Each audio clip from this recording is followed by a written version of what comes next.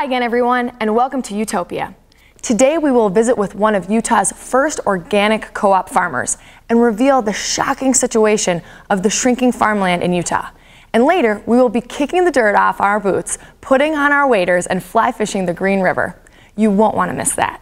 But first up, in our feature story, we investigate the paving over of Utah at the cost of nutrient-rich, life-giving, precious farmland. Here's Patricia Matson with that story.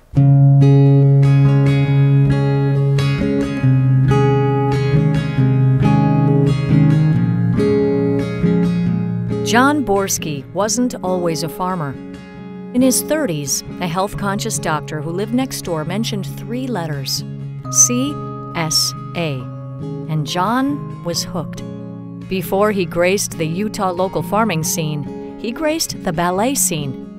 From dancer to farmer, some would say John is substituting one physically demanding career for another, as he is now back home in Kaysville farming organic produce and selling it at Salt Lake's Farmers Market.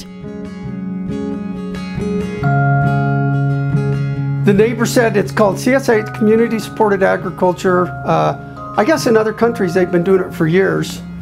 But he said, hey, you'll get the customers to pay up front in the beginning of your season when you need the money most.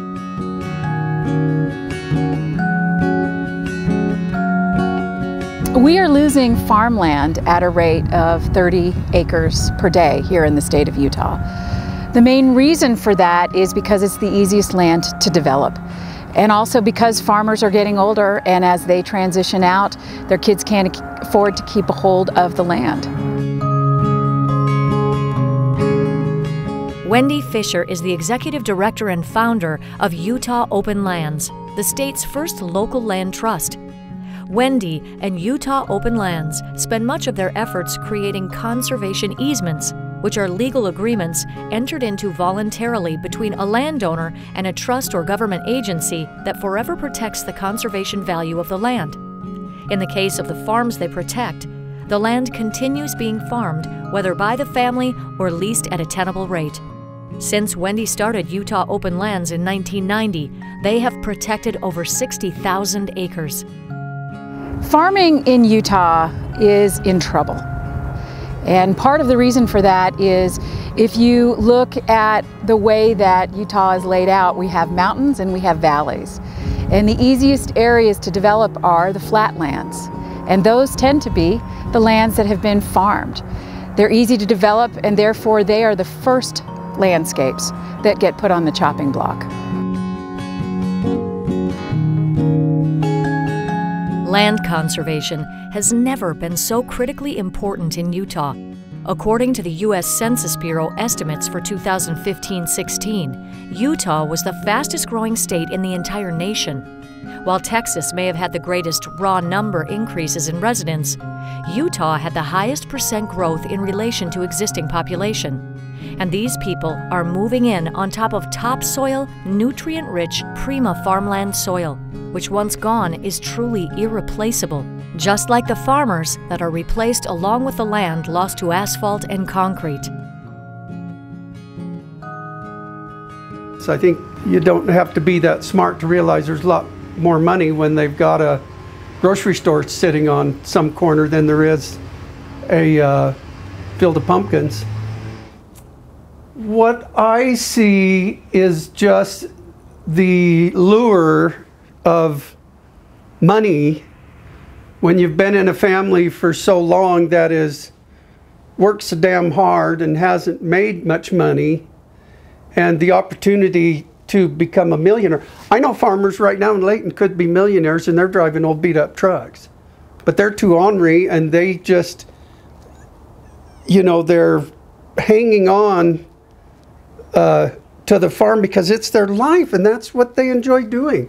I mean, this is my life. This is what I enjoy doing.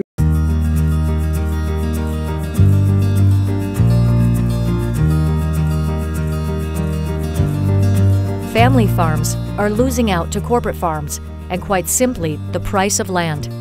When land passes from one generation to the next, its value is not weighed by the food it grows, but rather by the crop of condos it could produce. This, coupled with hefty estate taxes and the lure of development prices, leave land-rich, cash-poor farmers with few options, and Wendy and John see this as an increasing threat to maintaining a local food supply close to home. When you're surrounded by development, the price per acre of that land is not based on a farming rate, it's based on its highest and best development potential. And if you look around us at the property we're sitting at today, some of that includes multifamily development. And so a farmer can hardly afford to buy $1 million piece of property and then start farming it.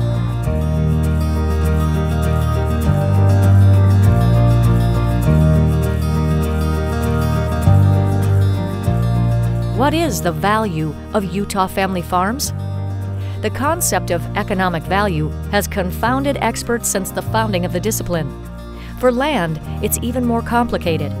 Economic value is not the same as market price, and sometimes the highest and best use of our land has more to do with the happiness of a community or the quality of our food. Our whole goal is to sell the product as soon after it's picked and get it to the consumer as fast as possible. The length the vegetables sat after it's picked affects its nutrition and its quality, and you know, that better option, I think, is what accents farmers markets and local farms where someone can get that fresher product. Vitamins within fruits and vegetables immediately begin to break down upon harvest. Heat, light, and oxygen combine to erode nutritional value every moment between farm and fork. And as John explains, taste buds are not always the industrial farmer's first priority. When they hybridize most vegetables, they don't do it for flavor, they do it for, you know, vigorous, you know, to try to get a tomato plant to come up and produce 50 tomatoes. But they're not really concentrating on the flavor, they're concentrating on the aesthetics of that tomato and how fast they can get it to grow and how many, you know, they can get off one plant. People want to know where their produce is coming from. They actually want to know their neighborhood farmer. They also realize that a freshly picked tomato tastes so much better than something that was picked when it was green and allowed to ripen in the store. So actually, farmers markets have risen almost 4,000% just in the last 10 years.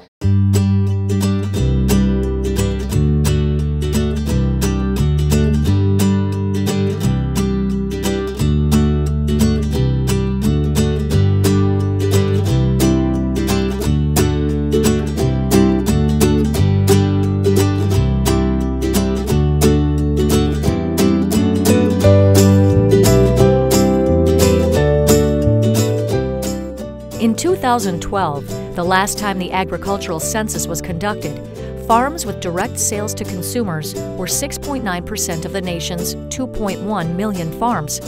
But the sales from those farms only made up 0.3% of total agricultural sales. To increase that number would be to strengthen food security, diversify our economies, and help mitigate global climate change. Yes, even our climate is affected by where you choose to buy your food. If your food is flown in from Mexico or trucked in from California, the transport directly translates to burning fossil fuels. So among the myriad of other benefits, local farms are also good for lowering greenhouse gas emissions. The worst case scenario here in the state of Utah is something we know actually have statistics on. If we lose our farmland and refrigerated trucks come into the state and we have nothing to send back with them, our food prices could go up by 10 to 30%. But the worst case scenario for us as a nation is if we become wholly dependent on other countries for our sustenance and our food. What do we do when that supply train dries up? Well, we can see what happens when our supply train of energy dries up. I think we're looking at the same scenario if we lose our farmland. So when you look at the orchards, when you look at the vegetable produce, and even when you look at large ranches where we're getting meat products from, Being able to have a supply of that means we are more self-sufficient as a state and as a nation.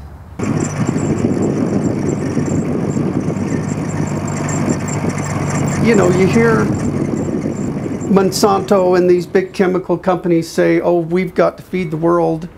And I just, gosh, where does that come from? You know, who's thinking like that? I don't understand that.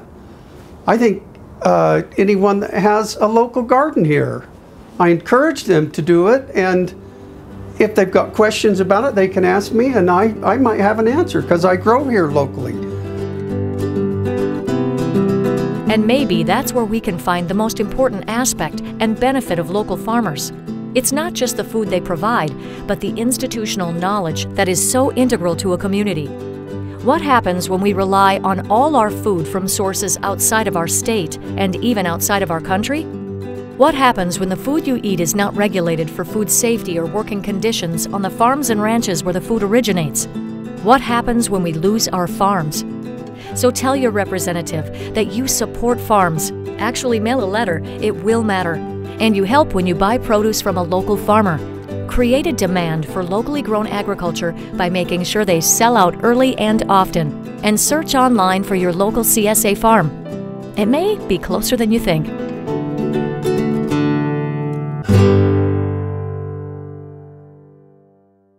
Please don't go anywhere. More Utopia after these messages.